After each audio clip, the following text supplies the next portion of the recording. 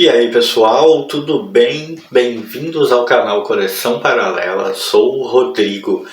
Ali no fundo está ele, o mestre do terror, na sua posição mais discreta, a posição que com certeza ele menos gosta.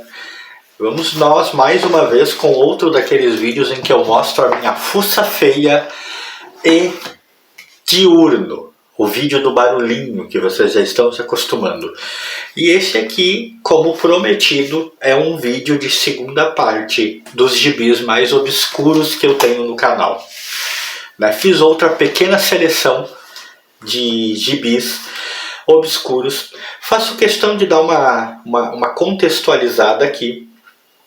Eu preciso que as pessoas entendam. Eu preciso não, eu gostaria que as pessoas entendessem, mas quem não quiser entender, paciência, que quando eu digo obscuros, é muito um critério que eu adotei. Tipo, pra mim, qualquer gibi que não é muito comentado, que não fez parte do mainstream, que não fez parte do consumo de massa super conhecido, é um gibi obscuro. No outro vídeo, houveram algumas pessoas que vieram falar comigo no privado, no particular, e que discordaram que alguns daqueles gibis fossem obscuros e tal.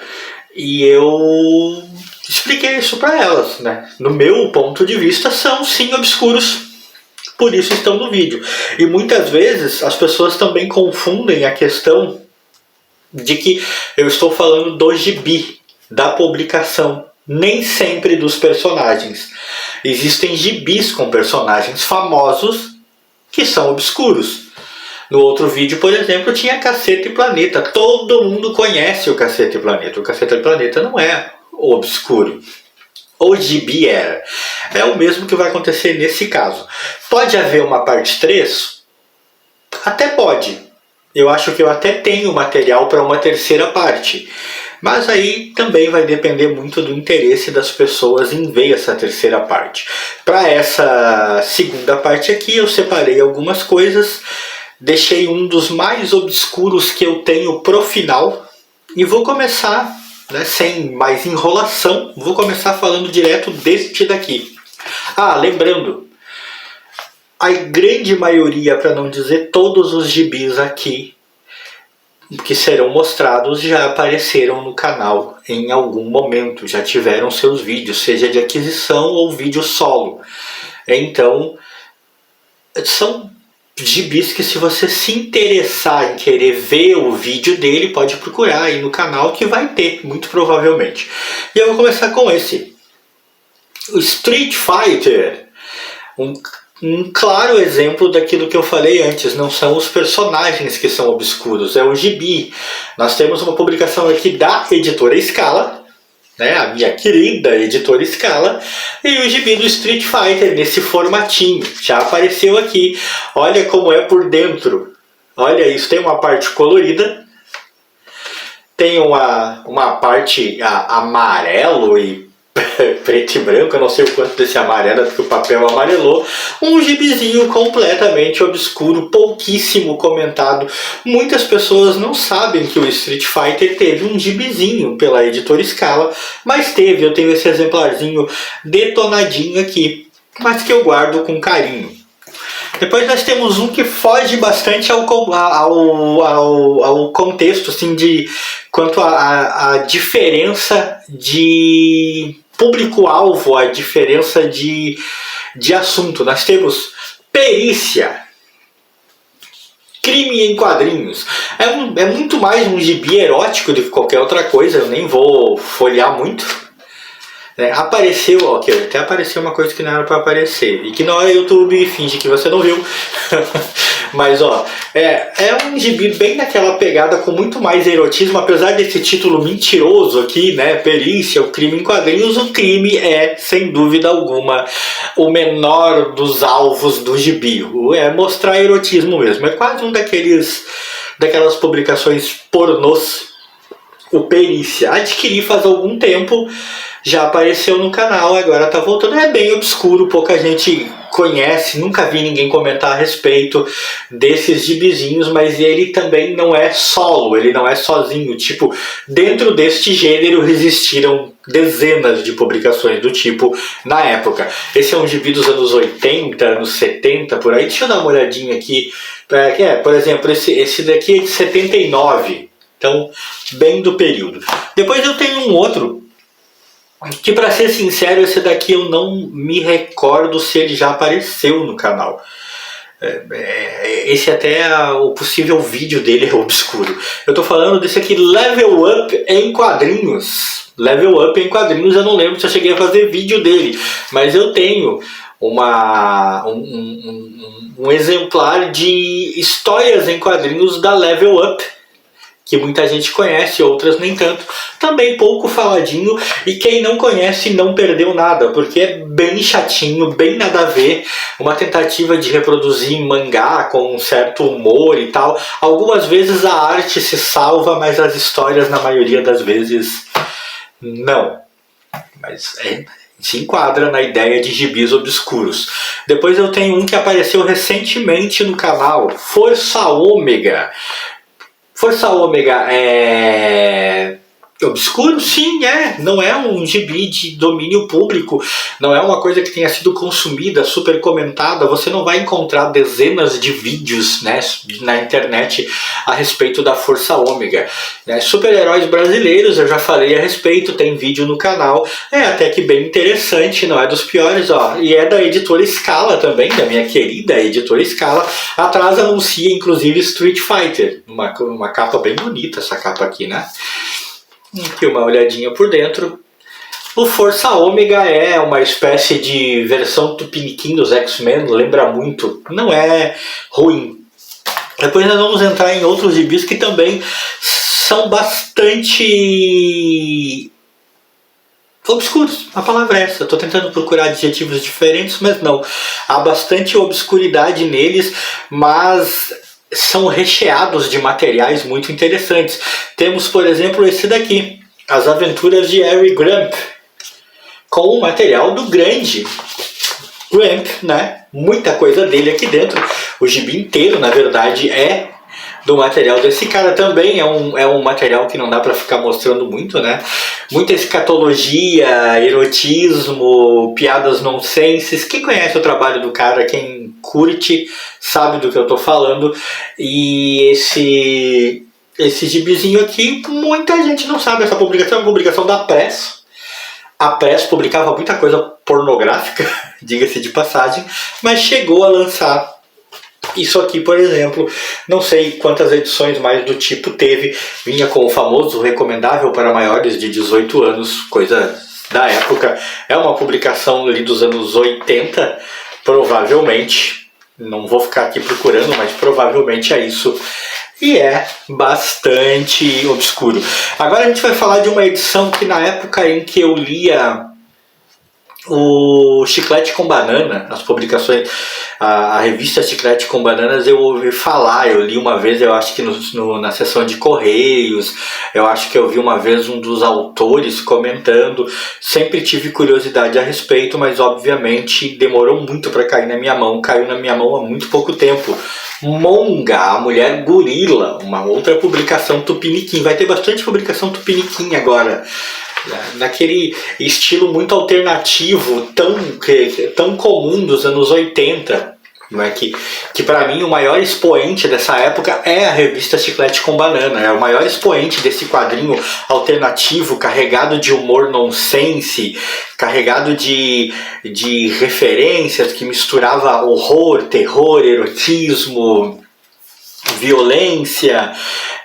Publicava muitos autores diferentes, foi uma porta para se conhecer muitos autores. Essa edição aqui em especial ainda traz uma raridade, uma coisa que é difícil que se mantenha, que é isso aqui, ó. se manteve esse pequeno encartezinho. As pessoas acabam tirando isso, né? Essa edição ficou com esse encartezinho, ou Fortuna Catequique, formato catecismo, né, com um materialzinho extra, vamos dizer assim. Traz coisas como, por exemplo, do Rubem Grillo. Eu gosto muito desse cara, eu conheci pelas páginas da Chiclete com Banana.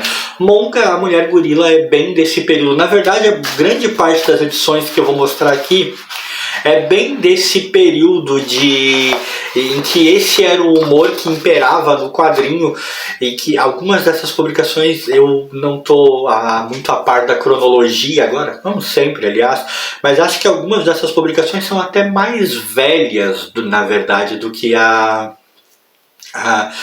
Chiclete com Banana, mas é como eu disse, o maior expoente dessa época, sem dúvida, foi Chiclete com Banana. A maioria das pessoas que for lembrar do quadrinho alternativo, do quadrinho com jeito underground dos anos 80 e 90, vai pensar primeiro na Chiclete com Banana. Mas eu tenho, por exemplo, a Nocaute. Nocaute teve seu próprio vídeo aqui, se não me engano, nas segundas do humor.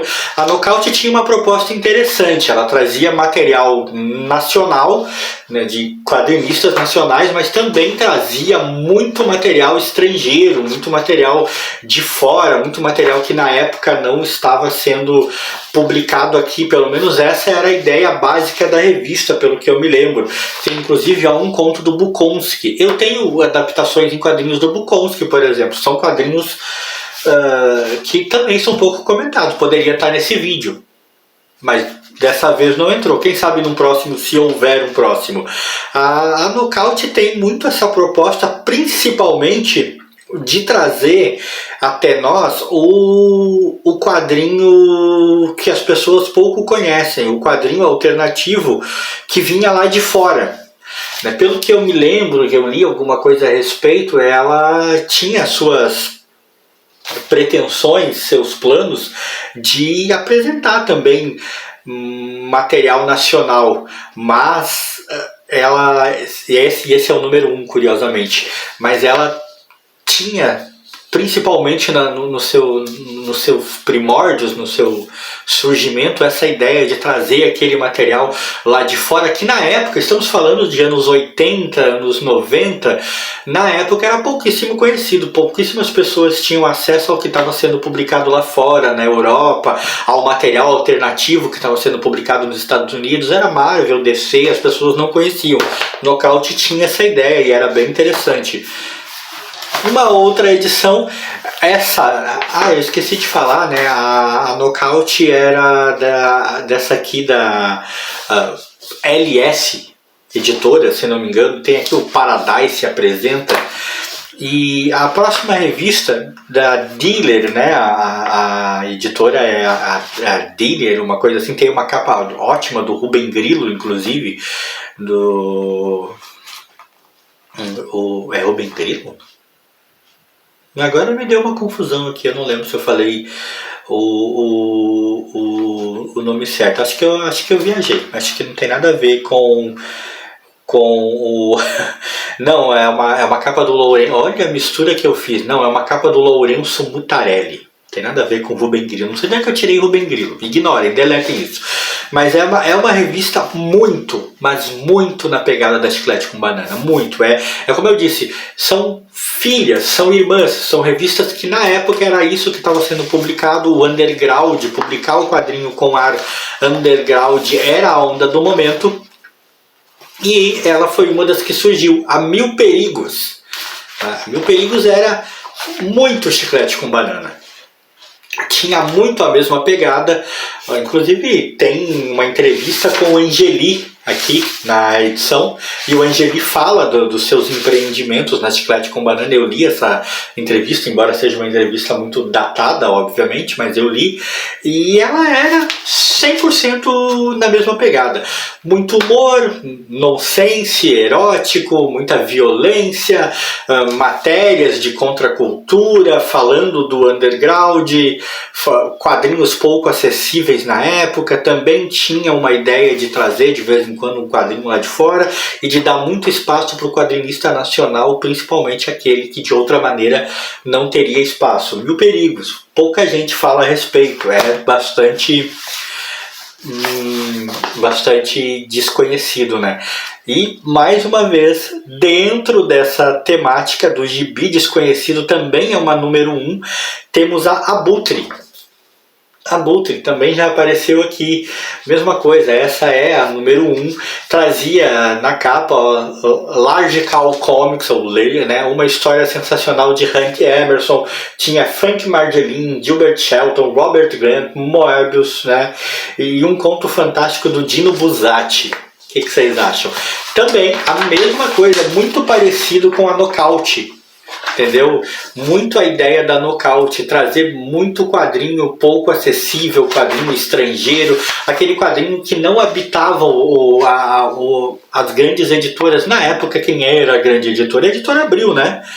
E o mainstream era quase todo composto pela editora Abril e umas pitadinhas de editora Globo e de outras editoras que ainda tentavam sobreviver. E essas publicações, como a da Abutre, como a Nocaute, Mil Perigos, elas tentavam trazer um outro lado do quadrinho, quase sempre muito calcado no humor ou no alternativo. São propostas que eu acho interessantíssimas e que às vezes eu sinto muita falta. Essa daqui eu não me recordo qual é a editora. Quem é que é a editora? É a Flama, né? Flama Editorial. Uma capa muito bonita, diga-se de passagem. Abutre. Aí eu vou fazer uma pequena menção honrosa. Não deixa de ser, de certa maneira, meio obscuro, mas talvez das que estão aqui seja a menos obscura de todas. Eu vou citar a revista Circo. Eu tenho mais de um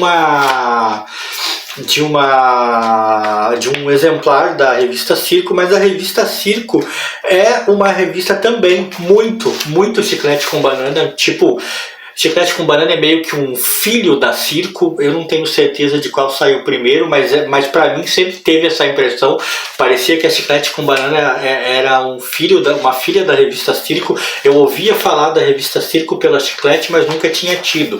Acabei tendo recentemente quando adquiri algumas edições.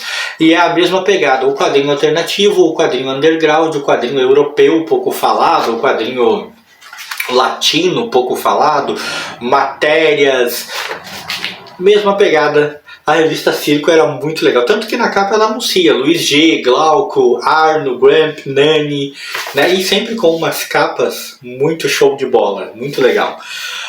Aí temos aqui também da editora Press, que já mencionamos aqui, temos Radar. A Radar era para ser tipo uma aventura e ficção, uma heavy metal, né? Essas revistas que nós nos acostumamos a ver trazendo muitos autores diferentes e misturando muito humor, muita aventura, universos alternativos, horror. Era essa a proposta da Radar. Tinha muito quadrinho nacional, tanto que na capa ela fala: A Hora do Pau, o Inspetor Bíceps, Uma Viagem Forçada à Aurora do Homem, Super Voo Livre de Watson, O Humor do Speca e A Noite do Desespero, por Franco de Rosa e Mozart Couto. Muito material nacional. A Radar tinha essa pegada de tentar trazer, né, o nacional, o alternativo, ou seja, se você parar para pensar, muita coisa que todas as outras edições se propunham. E uma revista pouquíssimo falada, pouquíssimo conhecida. Mas agora eu vou trazer para vocês o que eu considero a cereja do bolo. Essa revista aqui talvez eu devesse ter mostrado até no primeiro vídeo, porque quando eu fiz o primeiro vídeo eu não tinha certeza se um dia eu faria o segundo. Para mim, na minha opinião, de todo o material que eu tenho, é sem dúvida a mais obscura publicação que eu tenho. Já teve seu próprio vídeo aqui no canal e agora está voltando. Eu estou falando dessa daqui, do Dark Marshall.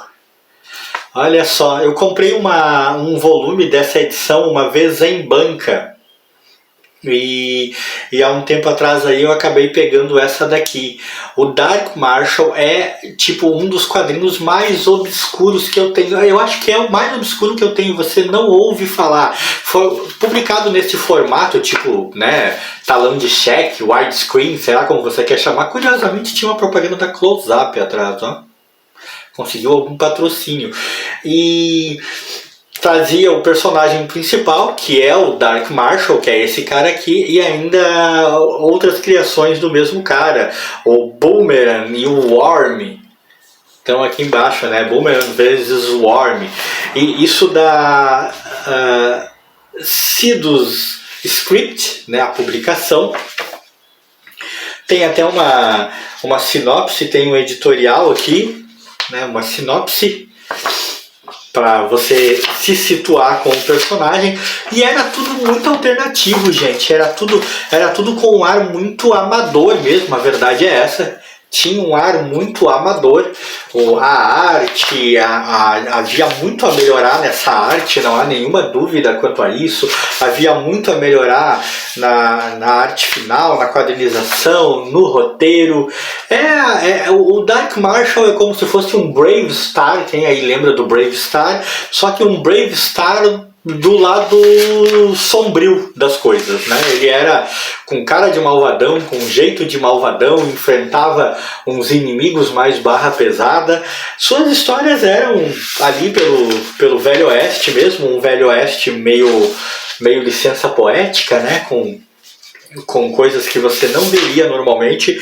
E eu não sei quanto tempo durou, quantas edições duraram o Dark Marshall, mas eu sei que eu tive pelo menos uma quando eu era moleque, e agora tenho essa que eu comprei uma vez aí num sebo. E cara, você dificilmente vê alguém falar. Até os anúncios que traz aqui, tem, por exemplo, esse aqui, ó, Geffen, olha só.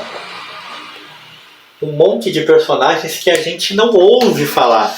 Tem uma espécie de pequeno pôster, ó, tem até a linha pontilhada para recortar. Era um pôster do Dark Marshall. Que bom que não foi recortado. Eu estou molhando o dedo para poder folhear. Isso é higiênico? Não façam isso em casa, mas eu farei. Tinha um espaço do leitor. Isso é curioso. Já tinha um espaço do leitor aqui com algumas cartinhas, algumas coisas assim. Aí temos com a história do Boomerang, temos a sinopse, e tipo, isso são personagens com o pé na Austrália, curiosamente, né? O próprio nome e tal. Esse cara aqui lembra o Concreto, o personagem Concreto. E aí temos essa história do tal do Boomerang, Boomerang na verdade, não é Boomerang, que também é a mesma coisa. E todos eles do Ricardo Garay, eu esqueci de mencionar, né? São criações desse cara, Ricardo Garay. E eu acho que deve ser dos primórdios do trabalho do cara. Eu não conheço o trabalho dele, não sei que outras coisas ele fez, mas são tipo dos primórdios do trabalho dele. Então a arte dele deve ter evoluído, a capacidade dele de fazer roteiros, essas coisas deve ter evoluído, mas na época dá para se notar em que estava começando muito, né? E é curioso como ele tentava explorar outros ambientes que na época talvez não dominassem tanto os quadrinhos. Você vê o Dark Marshall lá no Velho Oeste americano, só que com essa questão aí de ter o sobrenatural, dele ser alienígena e tal. Ele tinha o Boomerang, claramente, né, ligado à Austrália, né, a Oceania, aqueles lados ali. Tinha esse cara, o Geffen, que, né, um pé no oriental. Tinha esse cara aqui, ó, o Hitman Yodroid. É um cara com uma armadura, alguma coisa assim. Uma bandeirinha aqui, ó, Canadá. Ele procurava, parece, conscientemente, eu acho, ambientar esses personagens nesses cenários onde não tinha tantos personagens assim. Tinha também com uma espécie de mini pôster aqui do Boomerang. E atrás tem, eu acho que eu não mostrei no outro, né? Atrás tem uma pequena ficha técnica do personagem. E é isso, gente. Dark Marshall é, para mim, sem dúvida alguma, a revista mais obscura que eu tenho. A publicação mais obscura. Meu gibi mais obscuro. É aquele que até hoje eu não encontrei basicamente paralelo nenhum. né? Não encontrei nunca uma outra pessoa que tivesse um outro exemplar. Encontrei raríssimas pessoas que lembrassem, que leram alguma coisa. E eu até gostaria de ter os outros que eu não tenho mais, né? Que é o outro que eu não tenho e as outras publicações. Não é um quadrinho exatamente bom. É um quadrinho de quem parecia realmente estar aprendendo a fazer quadrinhos. Mas eu curto muito essas coisas, né? E se você gostou desse vídeo, like aí pra mim, pro bom e velho mestre do terror atrás. E se por acaso tiver interesse em ainda ter uma terceira parte, eu posso ver se faço isso, porque eu acho que eu tenho mais alguma coisinha ainda. É possível que seja um vídeo com menos edições a mostrar, mas ainda tem alguma coisa. Fui!